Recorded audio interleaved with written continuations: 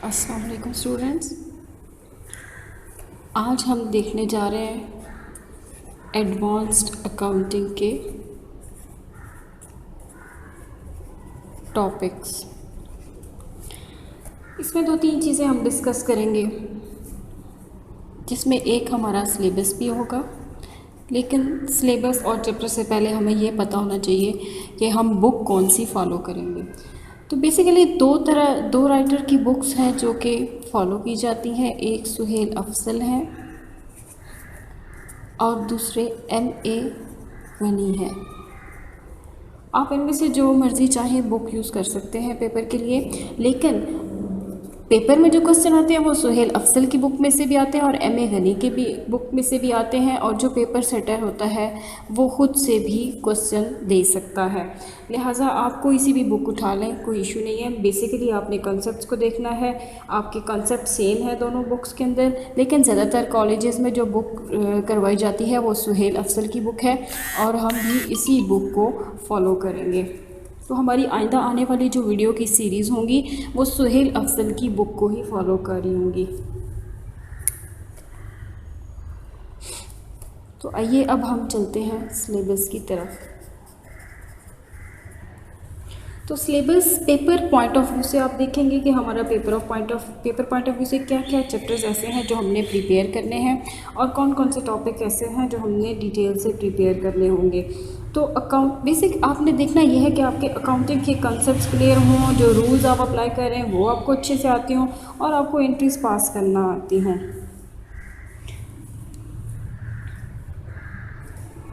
तो सिलेबस की short explanation देते हैं।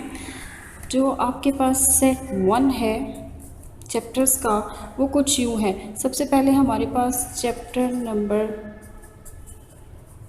1 है, जॉइंट स्टॉक कंपनीज का। चैप्टर नंबर 2 है bonus shares and right shares. और चैप्टर नंबर 3 है डिबेंचर्स। ये आपके पास सेट 1 बनता है। इस सेट 1 के अंदर से मिनिमम 2 सवाल या फिर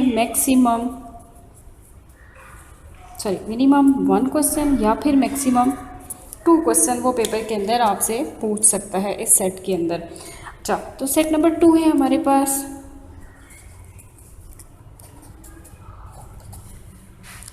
सेट नंबर 2 में चैप्टर नंबर 4 आता है जो कि फाइनल अकाउंट का चैप्टर है। फाइनल अकाउंट का चैप्टर आप BCom 1 में भी अटेम्प्ट कर चुके हैं और BCom 2 में भी कुछ उससे रिलेटेड एडवांस टाइप चीज़ें हैं। लेकिन अगर आपने BCom 1 में इस चैप्टर को अच्छे से तैयार नहीं किया तो अभी ये आपके लिए बहुत सूटेबल है। आप इजीली इसके अंदर से क्वेश्चन प्रिपेयर कर सकते हैं। और इसमें जो पेपर में क्वेश्चन वो पूछेगा वो एक क्वेश्चन मस्ट है, अगर हम पास्ट पेपर के हिसाब से देखें तो। अच्छा, यहाँ चैप्टर नंबर 3 है डिबेंचर। इसको पहले तो आज से 2-3 साल पहले अगर देखा जाए ना पास्ट पेपर के अंदर तो बहुत ज़्यादा इसको पोजीशन हासिल थी, बहुत ज़्यादा इसकी वेटेज थी, इससे रिलेटेड क्वेश्चन आते थे। लेकिन अभी इसकी वेटेज कुछ कम है, लेकिन फिर भी इम्पोर्टेंस भी वैसी ही रखता है जैसे आज से 2 से 3 साल पहले की इसकी इम्पोर्टेंट थी। अच्छा, फिर चैप्टर नंबर 5 है हमारे पास। ये सेट नंबर 3 आ गया। इस सेट नंबर 3 में चैप्टर नंबर 5 है आपके पास रेशियो एनालिसिस। अच्छा, रेशियो एनालिसिस के अंदर से भी एक क्वेश्चन मस्ट है आपके पेपर में आना है। फिर यहाँ से हमारे पास कुछ स्पेसिफिक अकाउंट्स के चैप्टर स्टार्ट हो जाते हैं। सेट नंबर 4 बनेगा हमारे पास, जैसा कि डिपार्टमेंटल अकाउंट,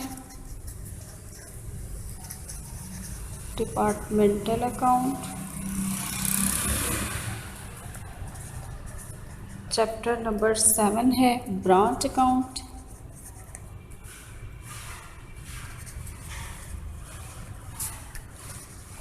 चैप्टर नंबर 8 है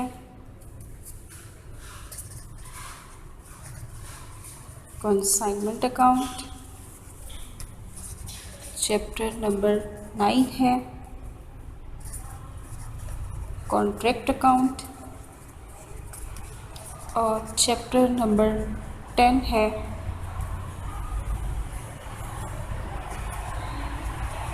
हायर परचेज अकाउंट। ये हमारे पास स्पेसिफिक अकाउंट्स के चैप्टर हैं, स्पेशलाइज्ड अकाउंट्स के चैप्टर हैं। स्पेशलाइज्ड अकाउंट किस तरीके से कि अगर आप डिपार्टमेंटल अकाउंट का चैप्टर उठाएंगे तो उसमें आपको कोई अदर दैन दैट क्वेश्चन नहीं मिलेगा, सिवाय इसके कि डिपार्टमेंट से रिलेटेड क्वेश्चन होंगे। ब्रांच अकाउंट के अंदर ब्रांच से रिलेटेड और कंसाइनमेंट अकाउंट से रिलेटेड क्वेश्चन कंसाइनमेंट के चैप्टर में, कॉन्ट्रैक्ट और हायर परचेज से रिलेटेड क्वेश्चन इन चैप्टर्स के अंदर आपको मिलेंगे। ये एक ऐसा सेट है जिसमें मिनिमम 2 और मैक्सिमम 3 क्वेश्चन आपके पेपर में रिपीट होंगे। ये हमारा सिलेबस था। अब चलते हैं पेपर पैटर्न की तरफ। पेपर पैटर्न किस टाइप का होगा? एज यूजुअल टोटल 100 मार्क्स होंगे आपके। 100 नंबर का आपका पेपर होगा। टोटल गिवन क्वेश्चन होंगे आपके 8, जिनकी डिवीजन कुछ ऐसे होगी कि 6 न्यूमेरिकल्स होंगे और 2 थ्योरी के क्वेश्चंस होंगे। अब हमारे इस साइड पे जो अप्रोच है वो यही है कि हमने मैक्सिमम मार्क्स गेन करने हैं। और मार्क्स आपको पता है, आप मैक्सिमम सिर्फ न्यूमेरिकल को अटैम्प्ट कर सकते हैं। जैसे न्यूमेरिकल में आपका पूरा क्वेश्चन ठीक है तो आपको 20 मार्क्स देगा। थ्योरी में अगर आपने सब ठीक लिखा है, कॉन्सेप्ट्स आपके ठीक हैं, क्योंकि टेक्निकल टाइप क्वेश्चन होते हैं, आप खुद से सॉल्व नहीं कर सकते। तो अगर आपने तमाम चीज़ें दुरुस्त लिखी फिर भी वो 20 में से 12, 13, 11, 10 कुछ ऐसे मार्क्स वो आपको देगा, तो यहाँ पे आप मार्क्स इम्प्रूव नहीं कर सकते। लिहाजा आपने कोशिश ये करनी है कि आपने न्यूमेरिकल टाइप क्वेश्चन सॉल्व करने हैं और थ्योरी को भी देखना है। थ्योरी में ये है कि आप जितनी अच्छी थ्योरी प्रिपेयर करेंगे उतना ही अच्छा आपका कॉन्सेप्ट क्लियर होंगे, आपके कॉन्सेप्ट्स बनेंगे। और मेनली हमारी अकाउंटिंग कॉन्सेप्ट बेस है कि इसलिए आपने दोनों के ऊपर कोशिश करना है कि आप उसको अच्छे तरीके से अटेम्प्ट करें। ये हमारे पास टॉपिक था आज कि हमने सबसे पहले तो ये डिस्कस किया कि एडवांस्ड अकाउंटिंग की बुक आप कौन सी फॉलो करेंगे। तो हमारी जो वीडियो की सीरीज़ चलेगी वो सुहेल अफजल की बुक होगी और आप बुक एम.ए. गनी की भी यूज़ कर सकते हैं। पेपर में क्वेश्चन वो खुद से भी दे सकते हैं। सिलेबस क्या है आपका, इसके हमने यहाँ पे 4 सेट बनाए हैं।